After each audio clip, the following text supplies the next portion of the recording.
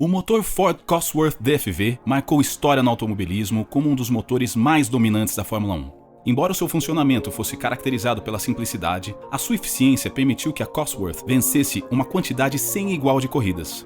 Entre os anos de 1968 e 1982, a fabricante se envolveu em 12 dos 15 títulos para pilotos, além de 10 dos 14 títulos de construtores. Tamanho domínio modelou a categoria nas décadas seguintes e ditou o caminho para a Fórmula 1 atual. A sigla DFV no nome do motor significa Double Four Valve. Four Valve devido à presença de 4 válvulas por cilindro, e Double pela sua organização V8.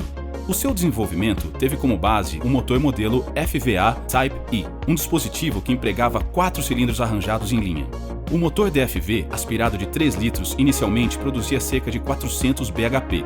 No ápice de seu desenvolvimento, foi capaz de alcançar 530 bhp a 11.200 RPM. Após o seu período de domínio na Fórmula 1, o Cosworth ainda recebeu outras 3 atualizações, sendo transformado inicialmente no DFY, DFZ e posteriormente no potente DFR. Outras versões do motor, como o DFX, por exemplo, foram utilizadas com sucesso em outras categorias como a IndyCar, uma história já contada aqui no canal. A primeira aparição do Cosworth DFV na competição contou com a parceria da Lotus. Em 1967, a equipe de Colin Chapman tinha dificuldade para encontrar um bom fornecedor para o time, especialmente após a saída da Climax da Fórmula 1. A fabricante saiu da categoria devido às mudanças no regulamento propostas pela FIA, que aumentava a capacidade dos motores de 1,5 litros para 3 litros. Na época, Chapman procurou Keith Duckworth, um ex-engenheiro da equipe que agora tentava erguer a sua própria fabricante de motores em conjunto com Mike Custin. Com a previsão de que os motores poderiam ser produzidos com um orçamento de 100 mil libras, Chapman buscou parcerias com os americanos da Ford Motor Company e com os britânicos da Aston Martin, sem sucesso. Walter Hayes, chefe de relações públicas da Ford na Grã-Bretanha, foi o próximo alvo. Dessa vez, as conversas andaram e Hayes conseguiu marcar um jantar com a presença de Chapman e Harley Kopp, engenheiro e representante da Ford. Os dois desenvolveram um plano e receberam o apoio de Stanley Gillen, chefe da divisão britânica da montadora. Com isso, o cenário estava pronto. A Cosworth desenvolveria um motor em conjunto com a Ford, e o projeto se iniciaria com a fabricação do motor FVA para a Fórmula 2. Se tudo desse certo, o próximo passo seria produzir o DFV. Com a aprovação dos americanos, o projeto foi apresentado em Detroit em 1945, mas o motor mesmo só ficaria pronto em 1967.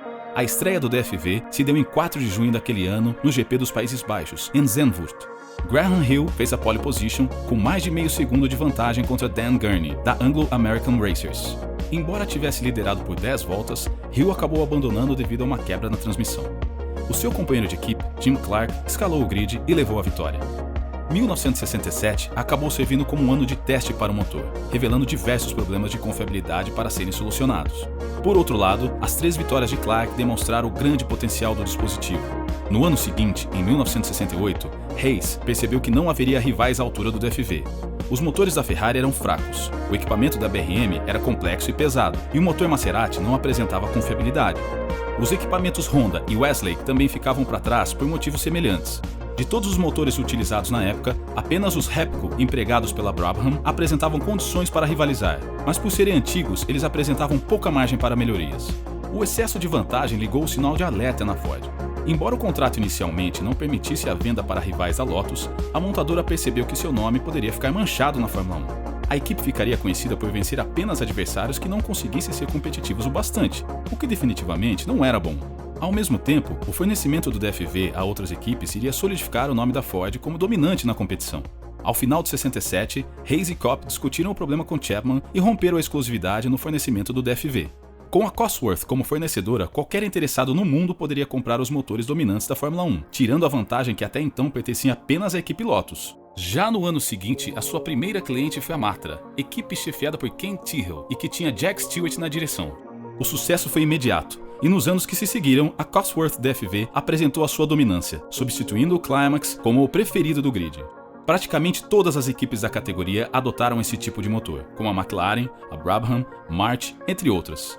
As únicas exceções eram a tradicional Ferrari e a BRM, que continuava a fabricar os seus próprios motores. Entre os anos de 1969 a 1973, todas as vitórias foram de carros empurrados pelo DFV. O motor era muito barato, o que tornava acessível tanto para equipes de grande porte quanto equipes menores. Não bastasse o quesito economia, o DFV era leve, confiável e fácil de se trabalhar. Com o surgimento do efeito solo na Fórmula 1, a vida útil do motor acabou se estendendo por mais alguns anos. Como o motor era compacto, os engenheiros e designers tinham espaço extra nos carros para desenvolver o assoalho e carenagem dos modelos. Isso permitia a eles desenvolver melhor as características que provocavam o efeito solo, dando vantagem às equipes. A última vitória de um carro com o motor DFV aconteceu no GP de Detroit de 1983, com Michele Alboreto a bordo de um Tyrrell. Durante a sua vida útil, o DFV nunca se diferenciou de maneira extrema dos seus concorrentes. O ponto-chave de seu projeto era a utilização perfeita de suas 4 válvulas, ao invés das 2 válvulas que eram mais comuns na época. Mesmo não entregando a mesma potência do que um V12, por exemplo, o seu peso reduzido dava maior vantagem na relação peso-potência. Um ponto curioso do modelo é que até mesmo a sua configuração em V foi uma fonte de vantagem para as equipes na época, já que o ângulo dos cilindros liberava espaço na parte inferior dos carros. Com mais espaço, o desenvolvimento dessa área evoluiu e, por consequência, a capacidade de contorno das curvas e o equilíbrio aerodinâmico aumentou.